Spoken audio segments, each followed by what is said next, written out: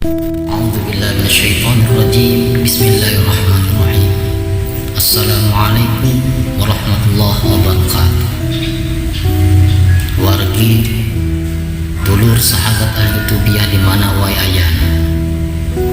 Dina kesempatan anu ieu insyaallah sing kuring bade ngadugikeun pepeling anu kacida pentingna pikeun urang salaku manusia nu parantos digelarkeun hirup ka alam dunia ieu.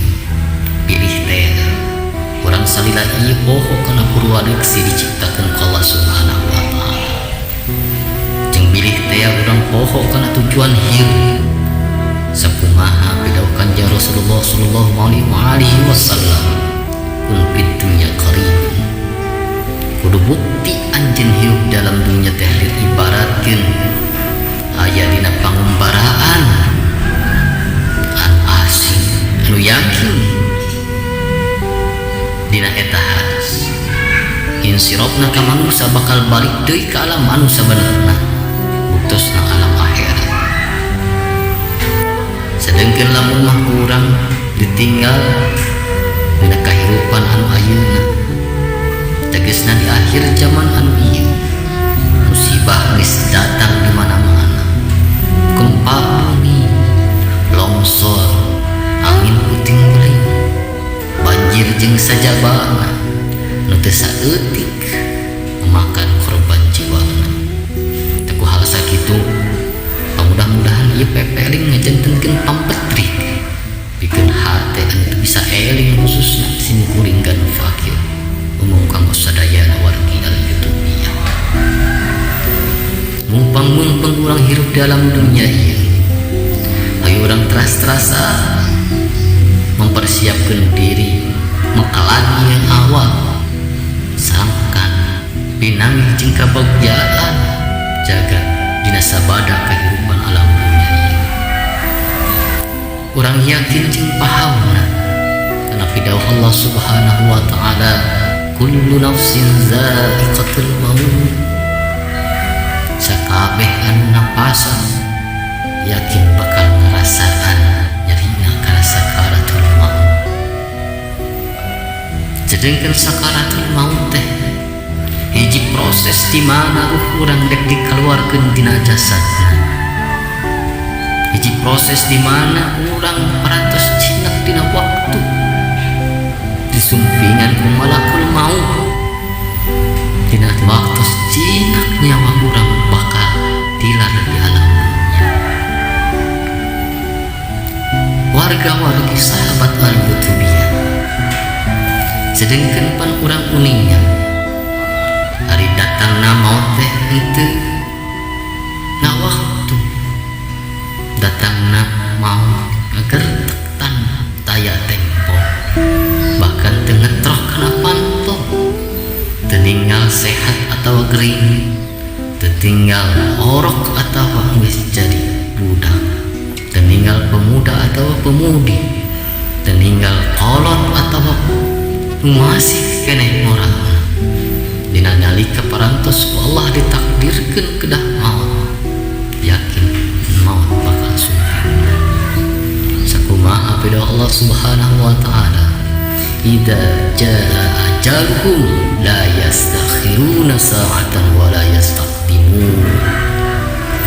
Dina nalika waktu atawa ajal parantos sumping ka maraneh kabeh la yastakhirun moal bisa maneh nolak moal bisa maneh ngengkek-ngengkekna saatan sok sanajan sawaktu.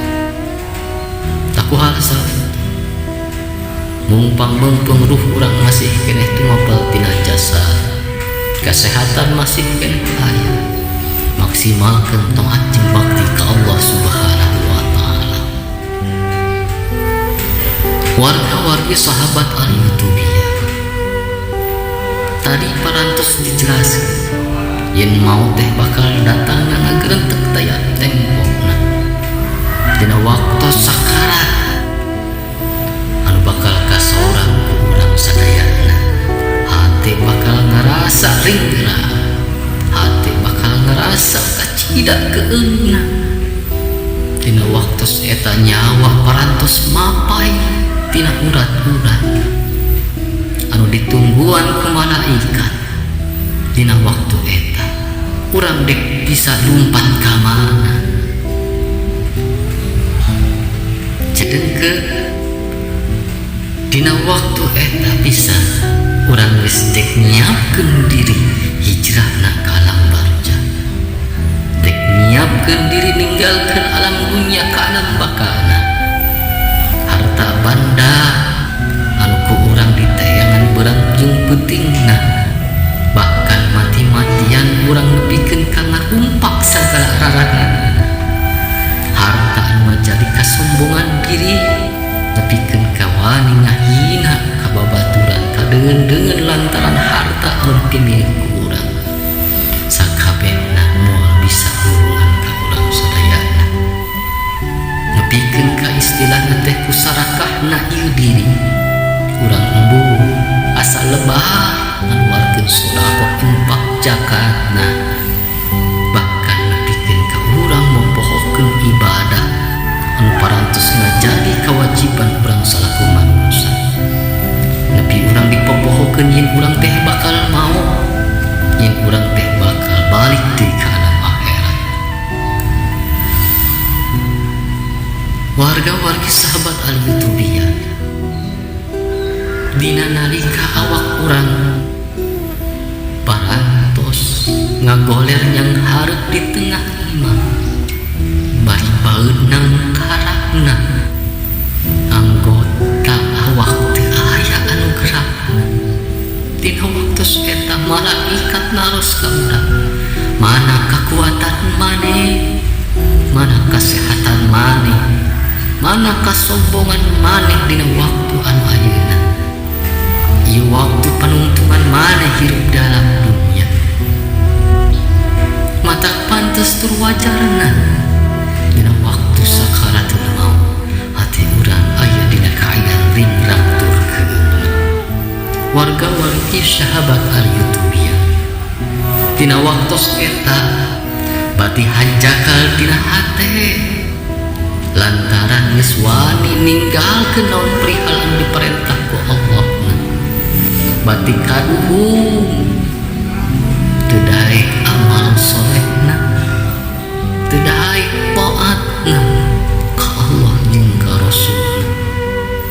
Bati hanjakal jeung kaduhung salila hirup dina kaayaan jag-jagna, kaayaan sehatna ngan saukur dibeakeun dan ngagayana. Hal sakitu sahabat al-Yutubiyah sadayana, urang kedah benar-benar waspada, teras-terasan introspeksi naon perihal nu parantos urang dilaksanakeun. Taros ka diri urang sewang-sewangan, parantos sia urang mayunan eta waktos. Lamun mah walarna teu acan sia, hayu urang sasarangan mumpung mengpung masih kena dipercanten ku Allah kalayan kanyaanna. Napas masih kena ayat tina jasa, urang sasarengan teras-terasan paksakeun ieu diri teh eling ka mantengan. Sahabat al-Yutubiyah, dina sabada ruh urang kaluar tina jasa, harta banda, mobil mewah, sawah lega jeung sajabana sakabehna ditinggalkeun teu di bawahna. Keluarga anu urang diagung-agung oge diogok, moal bisa dina waktu eta nyegah ruh urang kaluar tina jasa. Harta banda urang, babaturan sobat keluarga ngan saukur nganteu ka urang nepikeun ka luhureun alam. Tetapi namaranehanana teu daek ngilu di ruang jeung urang di kubur. Urang hirup di kubur nyorangan poe teu aya batu.